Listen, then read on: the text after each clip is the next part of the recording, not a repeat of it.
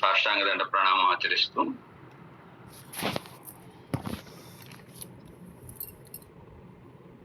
స్వామి వారు అనుగ్రహిస్తూ ఈ తిరువాయిముషి ప్రబంధాన్ని అండ్ ఇది ఎలాగ ప్రమాణం అవుతుంది అని, ప్రమాణం అవ్వదు అని చెప్పిన వాటిలో ఏ ఏ కారణాల చేత ప్రమాణం కాదు అన్న వాటిలో ఏవైనా 3 కారణాలు.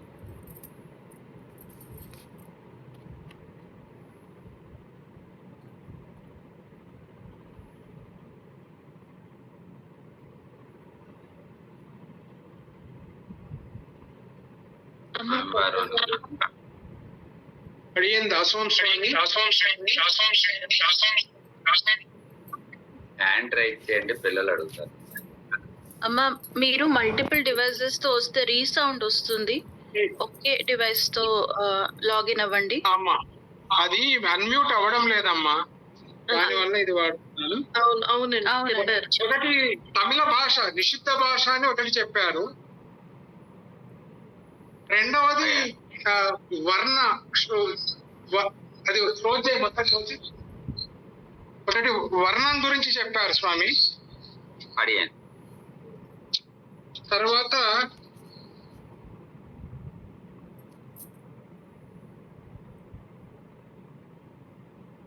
ఇంకొకటి ఈ ధర్మ నిపుణం అని ఒకటి చెప్పారు.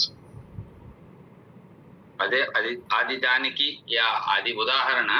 అంటే శృతి స్మృతి విరుద్ధమైన కామ పురుషార్థాన్ని చాలా చోట్ల చెప్పడం చేత అంతేనడి.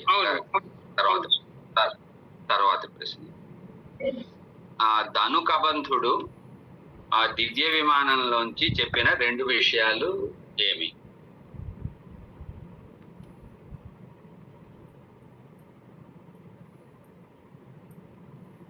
అమ్మ జ్యోతి గారు. స్వామి, సూర్యుడు ధర్మాత్ముడు, శబరి ధర్మ నిపుణులు అని చెప్పారండి. అంతేనమ్మా, అంతేనా. దాసు. తర్వాత స్వామి చక్రవర్తి తిరుమగనారు శబరి విషయంలో చారుభాషిణి అని అనుగ్రహించిన మాటకు స్వామివారు ఏం స్వారస్యాన్ని అనుగ్రహించారు? దాంట్లోని అలాగ సంబోధించడంలో అర్థం ఏమని అనుగ్రహించారు?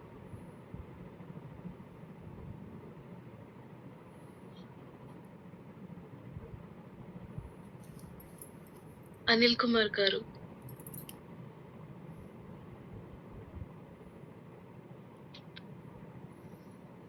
దాసన్, నేను ఒకవేళ యోగ్యుణ్ణి అనుకుంటే మీ గురువు గారి గురించి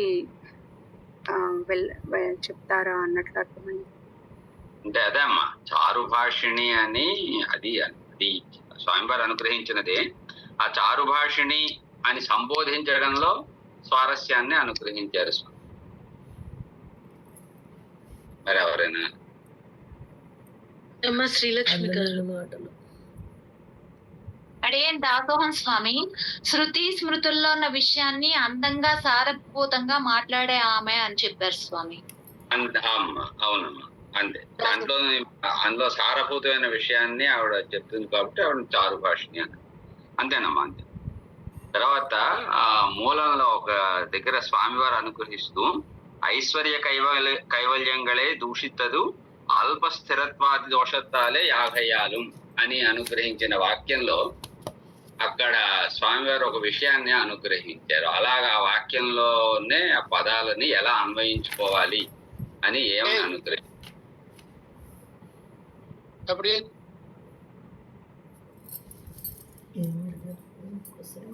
వ్యాఖ్యాన మూలంలో గోదా రామ్ ప్రసాద్ గారు. అమ్మ గోదా గారు, మైక్ అన్మ్యూట్ చేసుకోవాలమ్మా.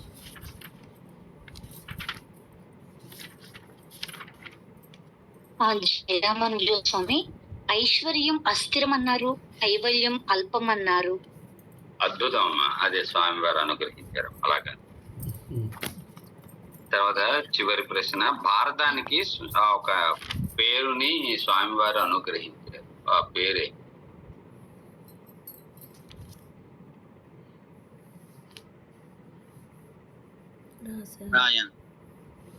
నారాయణ కథ. నారాయణ కథ. నారాయణ కథానుభవం. ఆచార్య దివి తిరువడిగళ్ళే సార్ అడిగండి దాసు. అయిపోయా అమ్మ నిఖిలేశ్వరయ్య, మీ ప్రశ్న ఉందా? దాసం వాల్మీకి రామాయణం కన్నా నమ్మాళ్వార్ల దివ్య ప్రబంధం ఎలాగ గొప్పది అని సాయించారు.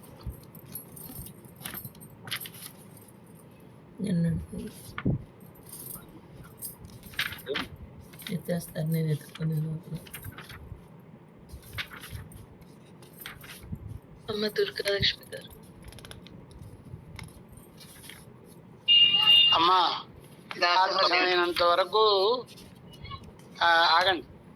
సాధ్యమైనంత వరకు ఇంతవరకు మన కాలక్షేపములలో పాల్గొన్న వాళ్ళు కాకుండా ఇప్పుడు క్రొత్తగా భగవద్విషయ కాలక్షేపంలో అన్వయించుకున్న వాళ్ళు ఎవరైతే ఉంటారో వాళ్ళకి ముందు అవకాశం ఇవ్వండి. ఎందుకంటే నేను చెప్పింది ఏమో అర్థమవుతుంది. ఇప్పుడు ఇంతవరకు చాలా వరకు వినేసి ఉన్నారుగా నేను చెప్పిన మిగతా వాళ్ళు. క్రొత్తగా చేరినటువంటి వాళ్ళకి ఏమైనా బోధపడుతుందా లేదా? ఇది ప్రశ్నోత్తరాలు మీకు కాదు, నాకు.